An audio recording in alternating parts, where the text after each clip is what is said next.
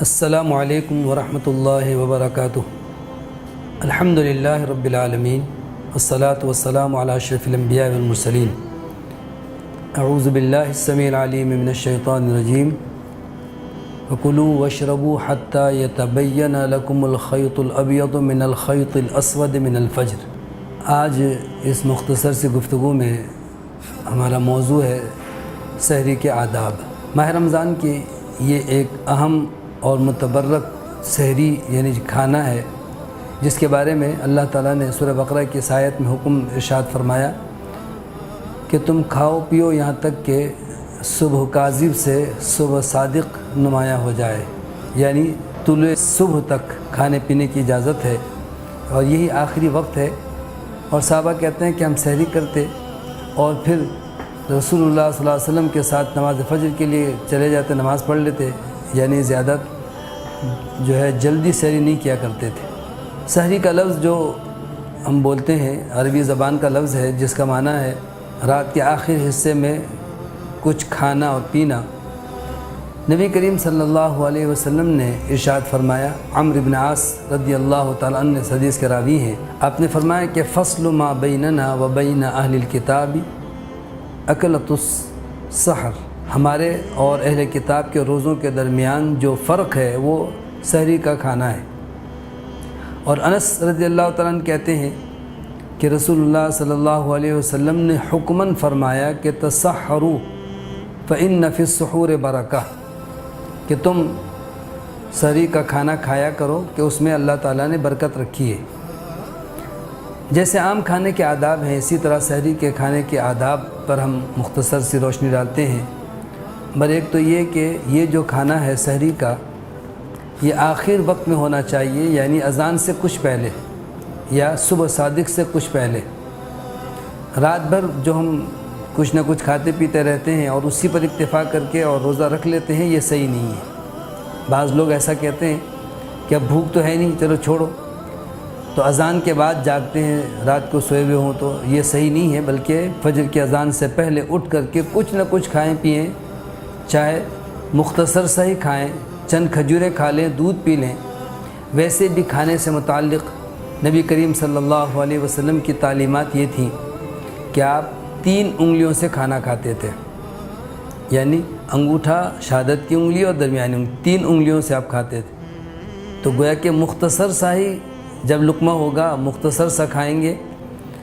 دراصل پیٹ بھر کے اور وہ بھی جو گنجائش سے بھی زیادہ ہو، خوب کھا پی لینا اور پھر روزہ رکھنا، یہ روزے کی افادیت کو کما حق کو حاصل کرنا نہیں ہے۔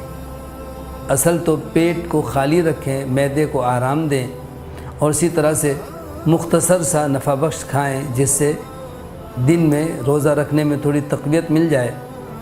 اسی لیے نبی کریم صلی اللہ علیہ وسلم نے جو عام کھانے کے بھی آداب بتائے ہیں، عمرو ابن ابی سلمہ جو کہ ابو سلمہ رضی اللہ عنہ کے بیٹے ہیں، وہ کہتے ہیں میں رسول اللہ صلی اللہ علیہ وسلم کے ساتھ ایک دسترخوان پر تھا، تو رسول اللہ صلی اللہ علیہ وسلم نے مجھے فرمایا کہ سم اللہ وکل مما یلیک وکل بیمینک۔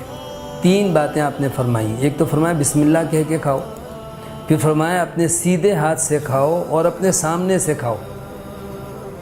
پھر نبی کریم صلی اللہ علیہ وسلم کی مجلس میں ایک دفعہ ایسا بھی ہوا کہ ایک لڑکی آپ کے دسترخوان پر آئی، ایسا معلوم ہوتا تھا جیسے کسی نے دھکا دے کر اس کو بھیجا ہو، اور وہ دسترخوان پر پہنچتے ہی کھانے پہ ہاتھ آگے بڑھا رہی تھی۔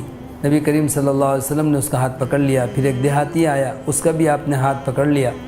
پھر فرمایا کہ ہم سب نے تو بسم اللہ پڑھ لی تھی، ان دونوں نے بسم اللہ نہیں پڑھی، شیطان ان کو بھیج رہا تھا تاکہ کوئی ایک شخص بھی بغیر بسم اللہ کے کھائے تو شیطان اس میں شریک ہو جاتا ہے۔ ایک اور روایت میں ایک صحابی کہتے ہیں کہ ہم نے درخواست کی کہ اللہ کے رسول صلی اللہ علیہ وسلم کھانا کھاتے ہیں لیکن پیٹ نہیں بھرتا، یعنی ہم آسودہ نہیں ہوتے، تو آپ نے فرمایا کہ کیا تم الگ الگ کھاتے ہو؟ صحابہ نے عرض کیا جی ہاں۔ تو آپ نے فرمایا تم ایسا نہ کرو، بلکہ ایک ساتھ بیٹھ کے کھاؤ، اجتماعیت میں برکت ہے۔ اور پھر کھانے کے آداب میں یہ بات بھی ہے کہ نبی کریم صلی اللہ علیہ وسلم نے فرمایا کہ بسم اللہ کہہ کے کھاؤ، اور جب کھانا کھا چکو تو الحمدللہ کہو۔ اور مسلم کی ایک حدیث میں یہ دعا بھی مروی ہے، آپ نے فرمایا کہ جب کوئی شخص کھانا کھا کے یوں پڑھ لے کہ الحمدللہ الذی اطعمنی ھذا ورزقنیہ من غیر حول منی ولا قوت غفر لہ ما تقدم من ذنبی، کہ اللہ کا شکر ہے جس نے مجھے یہ کھلایا اور مجھے یہ نعمتیں عطا کی میری توفیق اور میری صلاحیت کے بغیر، تو اس کے پچھلے تمام گناہ معاف کر دیے جاتے ہیں۔ اللہ تعالیٰ سے دعا ہے کہ اس بابرکت کھانے کو یعنی سحری کو ہم لازم پکڑیں، اور چاہے فرض روزے ہوں یا نفل، اذان فجر سے پہلے کچھ نہ کچھ کھا لینا چاہیے، یہی روزے کی نیت ہے۔ البتہ اگر نفل روزہ رکھنا ہو اور سحری نہ کھا سکیں اور رات فجر سے پہلے نیت بھی نہ کی ہو تو بھی کوئی حرج نہیں ہے، دن میں بھی اگر کچھ نہیں کھایا پیا تو زوال سے پہلے نفل روزہ رکھ سکتے ہیں، لیکن فرض روزے میں فجر کی اذان سے پہلے روزے کی نیت کرنا ضروری ہے، اور نیت سے مراد دل کا ارادہ ہے، کوئی مخصوص الفاظ نہیں ہے۔ اور یہ کھانا کھائیں گے یہ بھی نیت ہے، یا رمضان کی راتوں میں عشاء کے بعد تراویح پڑھ لیتے ہیں، یا پہلے سے ہی رمضان کی آمد پر روزے کا ارادہ ہوتا ہے، یہی نیت ہے۔ اللہ تعالی ہمیں اتباع سنت کی توفیق عطا فرمائے۔ وآخر دعوانا ان الحمد للہ رب العالمین۔